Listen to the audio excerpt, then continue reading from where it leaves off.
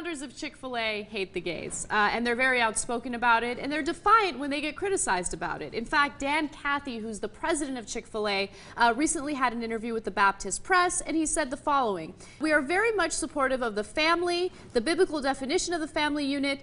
We are a family-owned business, a family-led business, and we are married to our first wives." Well, good for them. He continues to say, "We give God thanks for that. We know that it might not be popular with everyone, but thank the Lord, we live in a country where we can share our values and operate on biblical principles."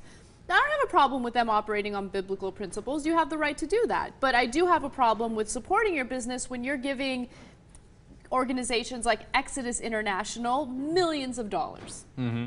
So, first of all, I want to congratulate them. They are not selling shellfish. So, good job living by the biblical principles. They're being consistent, and they're still married to their first wives. So you That's also consistent. Yeah, absolutely. Okay. And they focus on hating other people, just like Jesus. Wait a minute. All right, no. But nonetheless, let's hear them out. All right. So Dan Cathy also spoke to other members of the media, and we actually have some audio of him talking about why he hates the gays. I think we're inviting God's judgment on our nation when we shake our fist at him and say, you know, we know better than you as to what constitutes a marriage. And I pray God's mercy on our generation that has such a prideful, arrogant attitude to think that we would, the audacity to try to redefine what marriage is all about. I love the visual there. Like me going up to God and be like, God, let me tell you something about marriage. Like, and about the New York Jets. Okay, like with this angry conversation with God. God's thinking, hey, 10-2, man. You're at a 10, bring it down to a 2. No, we're not shaking our fists at anything. And God never said, but God also said Solomon was allowed to have hundreds of concubines and marriage. I don't understand how they can read the Bible and think that God had only one thing to say about marriage. So their inconsistency on it, it just drives me crazy. Just like the leaders of the Catholic Church, and I don't want to say this of all Catholics, you know, Catholic nuns are lovely human beings that want to focus on, you know, solving poverty and doing great things for the world. But the leaders of the Catholic Church are against that. They want to focus on hating gays and pushing an anti-choice agenda. And they always use the Bible, and they always use their religion to justify their ignorance and justify their hatred. And this is a perfect example of that. He's either very ignorant, or he's very hateful, or both. I know, but you know, the flip side to that is that a wide swath of the country agrees with him because they've heard from their pastors for decades now. Oh, it says you shall not lie with a man, you shall not lie with a man, you shall not lie with a man, you know. If you're a man. If you're a woman, think about it. If you're married. Okay, so I kind of feel like, all right, that's their religion, so they get to exercise it, we get to exercise our rights and say, hey, you know what, if that bothers us, then we don't need your Chick-fil-A, and it is what it is. I'm loving this whole exchange because it shows you that democracy is working in some ways. They are able to operate. They are able to be as hateful as they want to be, and they are allowed to hate gays, right? But we're also allowed to talk about you and judge you, which we're doing right now on the show, and we're also allowed to not eat your damn burgers or chicken wings or whatever the hell it is that you serve. I'm pretty sure it's chicken. Okay, now here's the thing though.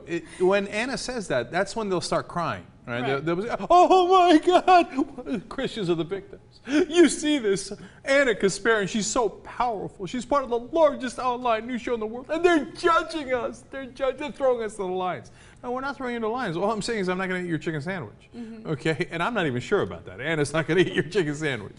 Okay, and the great irony is, the reason we have an issue with you is because you're judging other human beings. You're saying their whole lifestyle is wrong, their existence is wrong, and that they need to change who they are to meet, you know, your definition. Otherwise, you are going to say they're shaking their fist at God when they're doing no such thing. So if you're going to make this huge deal about judging other people, then we get to judge you and say, hey, you know what? People shouldn't eat at your establishment.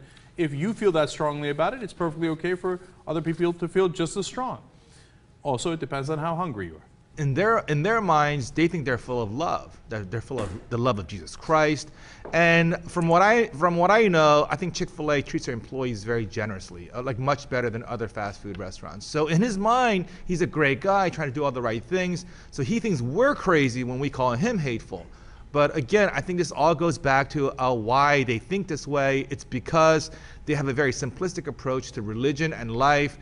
They're almost, childlike in terms of looking at things, bright line, right and wrong, good and evil. Homosexual is bad, heterosexual good. That's how they see the world, in terms of black and white. And it's an intellectually lazy way of looking at things. Well, that's the whole point of religion. Yeah. Okay, don't think too much. In fact, if you eat from the tree of knowledge, we're going to condemn you to a really hard life for the rest of your existence, right?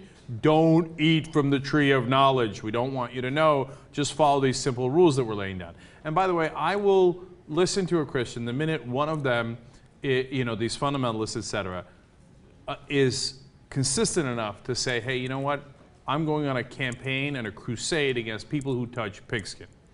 Okay? Now that is also, as you might know, forbidden by the Bible, and it's an abomination. The minute they're like, you know what, the people who touch pigskin, God, it pisses me off. It's like you're shaking your fist at God saying, I'm going to touch your pigskin. Okay? Well, then okay, I'll say, all right, this guy really believes it, man. He believes every word of it. But if you don't believe that part, then obviously you're being a hypocrite, because you're taking whichever side you like of the Bible, and of course the thing you're taking is one that discriminates against people.